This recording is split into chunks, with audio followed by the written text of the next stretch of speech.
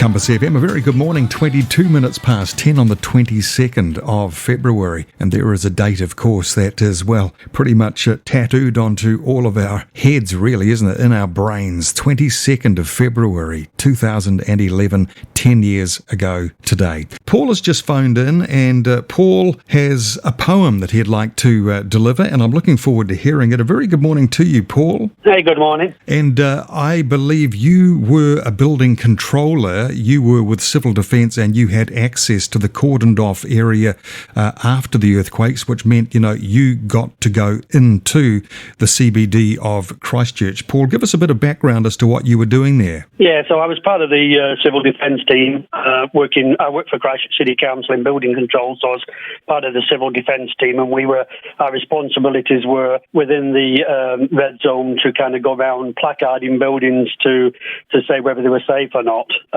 Obviously, you remember the system where you had the red, the yellow, or the green placards, and we put one of them on every property. So we had to door knock commercial premises and residential premises, all the suburbs. We did all that. So part of the team I was in, we wandered from the art gallery was the comms centre, and we obviously were designated certain areas of town we had to go check on. There was still possibilities. People were still trapped in some of the buildings. I was flanked with a team of a couple of engineers and a safety person from the SARS team, guy from the North Island, who had everything on his backpack, ropes, you name it, all the usual kind of stuff in case we needed. And we had to walk through the red zone, which was very eerie at the time as the aftershocks rumbled, and we kept away from the art gallery glass, etc. But yes, but prior to me doing that, straight after the earthquake, we weren't allowed into town. Obviously, the SARS team were doing their bit, and after a couple of days, we were allowed down there. But I ended up, for some reason, inspirationally, I ended up writing a little bit of a poem about just what I was kind of seeing like everybody else on TV and the radio and stuff, tuning in and just kind of, as it all still unfolded over the hours and the days afterwards. And I can't quite remember, it was within a day or so of writing this, but I just remembered as we started to try and revert to some kind of normality, things were still happening. But am I okay to read the poem to you now? I'd like to dedicate this, by the way, to Joe, who he was one of the kind of council members who I used to work with, part of the events team, social kind of team, and I knew him various, and he was a Kaya lad, and his family's still around Kaya. And I know there was another girl who I quoted in my poem, a girl called Natasha, who I didn't know, unfortunately, but I knew she was from Kaya.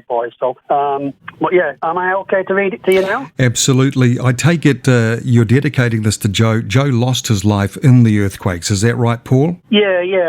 As I understand, he was in a shopping mall at the time, and he was attending to the needs of a lady with a child in a pram or something, and I think he got hit by falling debris and one of the many aftershocks straight after the event, and unfortunately was killed. So this is to Joe. Like I say, I've never met his family, but like I say, this is kind of to him because I did know him as I didn't know him personally, but I knew him as a somebody who'd do anything for anybody. So anyway, here you go. So it's called Our City. I titled it, and I'm sure it'll bring back many memories to some of the people of what we went through. So here we go.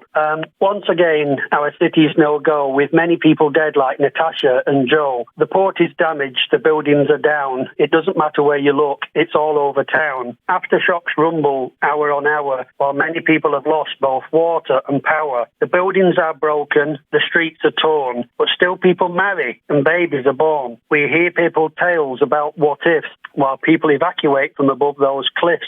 We struggle to shop for food and for fuel, while Mother Nature keeps being cruel. Our buildings are flattened like the PGC, and not forgetting the CTV, with many people from faraway places, different nationalities, cultures and races. We will stand beside you through thick and thin, and make sure none of your loved ones are still trapped in. Our rescue teams search, the cathedral's lost its spire, and Orion tries connecting all those broken wires to suburbs like Bexley, Darlington and Brighton to make sure we can all cook and keep all our lights on. The emergency teams came from around the world while the scale of the disaster still unfurled. The enormity of damage, the loss of life, the endless suffering, the trauma and strife. Don't worry, residents, we will get through, but some of us may have to use a portaloo for weeks and for months and some for maybe years. We will not forget those earthquake tears, but we need to be strong for everyone's sake and remember all those lost in the earthquake's wake.